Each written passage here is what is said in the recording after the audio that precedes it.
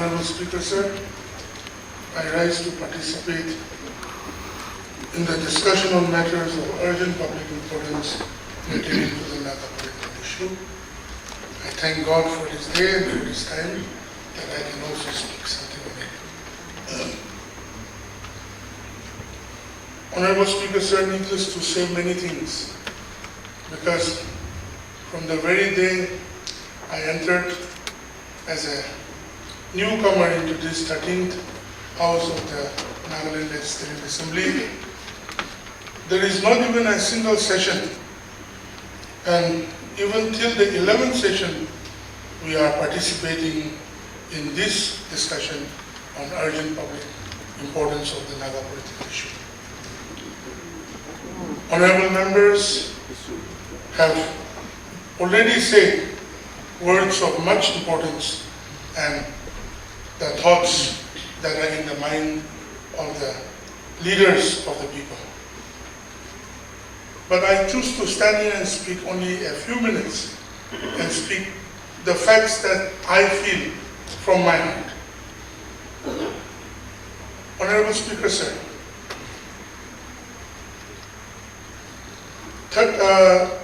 2019, 31st of October, all the Naga people came to know that the talks have concluded.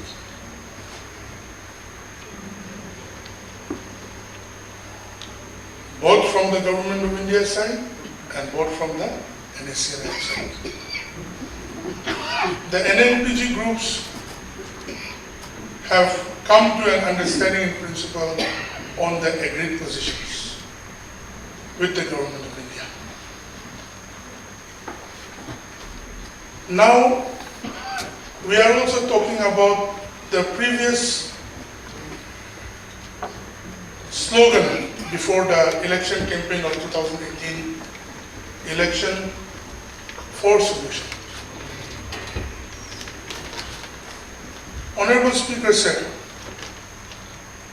all of us who are sitting here, led by the leader of the House and all respectable and senior leaders, know all the things of the past and have come thus far.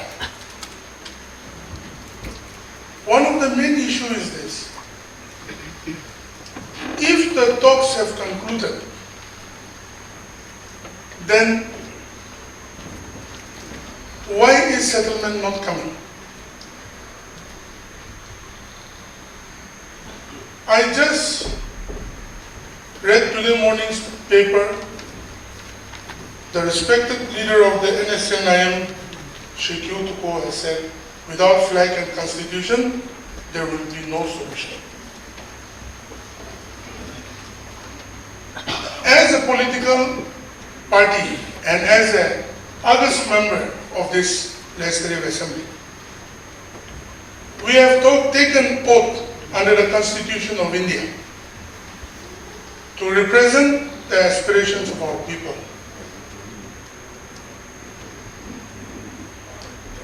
If the talks have concluded with both the parties, then tell us what is the problem. How is it going beyond the conclusion? Negotiations have gone on for many years. Ceasefire since 1997, and one of the most oldest vexed insurgency problem of the nation at Nagaland.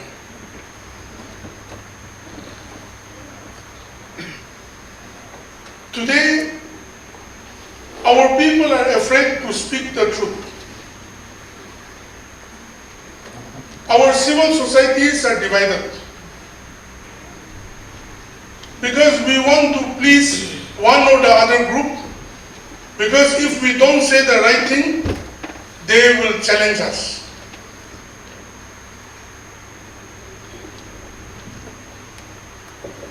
We are not very learned like them, neither in insurgency, nor in extortion, or nor in the discussion or negotiation with the government of India. But according to what I as a small person understand of negotiation is, we negotiate on something. You give in to something and he gives in to something.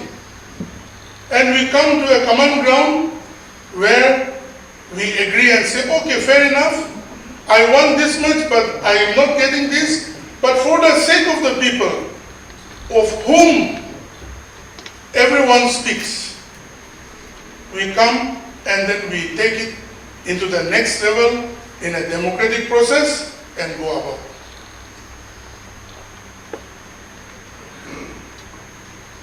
The government of India today is also a government under the Constitution of India and under the flag of India. How can it give beyond that constitution and flag and give us a separate constitution and a flag? They are not going to agree. We know that. When we met Honorable Home Minister Amit Shah ji, the presence of our Honorable Leader of the House, Honorable Chief Minister Neiphiu Rio was also there. Honorable Home Minister Amit Shah ji said, 400 saal mein nahi hoga. I'm sorry for the Hindi word. On my death body it will not happen. Then how do we do? Do we keep on waiting and waiting and waiting and be facilitator? Just a few days ago, the leader of the UDA, as the chairman, was warned to keep quiet. They have already agreed upon whatever is to be agreed.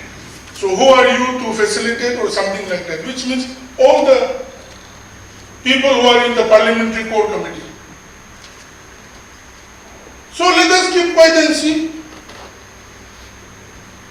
Without any personal affiliation to any group, any one of us, none of us have a personal affiliation. Yes, we have our relatives, our family members, and our people in the groups.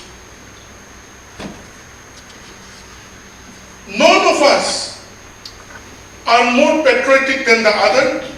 Every one of us are Nagas, and today we are Indians. So,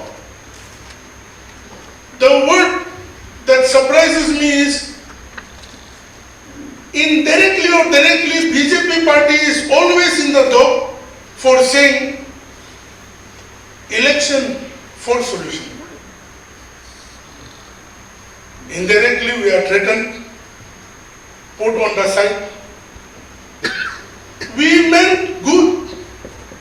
On August 3, 2015, when the Honorable Prime Minister of India, Shri Narendra Modi ji, walked down on the steps with Mr. Muiwa, one of the oldest insurgent leaders of the nation, and said, and did the framework agreement, and good. So that time, I think the central leaders and the leaders of the nation thought that solution can be done. It can be done. And so, 60 members who are representatives of the people of Nagaland and the tribes of Nagaland, it was important that members be elected so that while going through all those things, truly we could facilitate and let that happen. Not that at all costs we want to sit in the chair. No.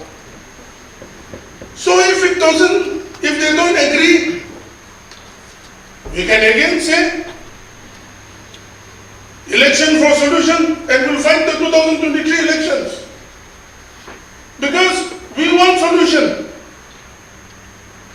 But do we keep the representation of the people of Nagaland empty because they don't want the solution now? Do we keep the aspirations of the Nagas of Nagaland, the 17 tribes of Nagaland, in wilderness? We will fight our election, whether they like it or not. It is under the Constitution of India.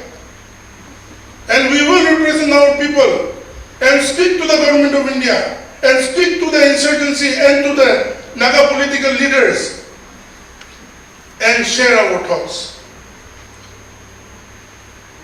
So, election for solution or solution for election is not the criteria.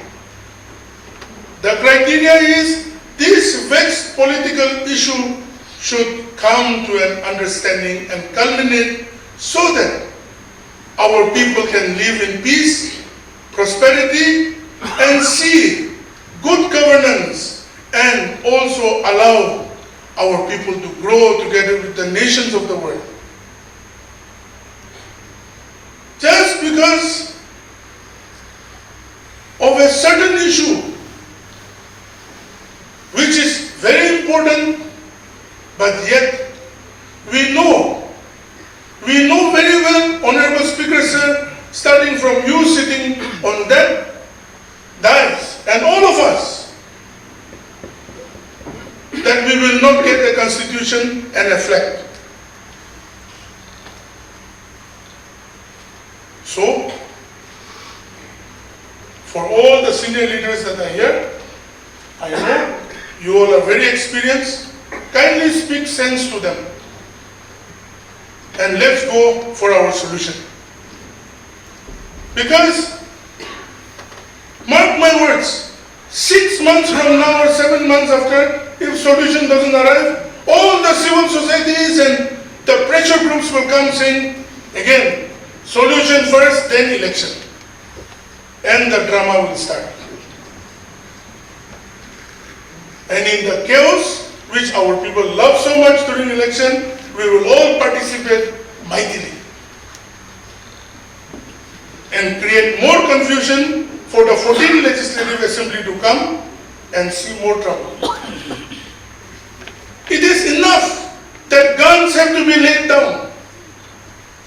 It is time that our people live in prosperity. It is time that the aspirations of the young men and women of the Nagas have to be fulfilled.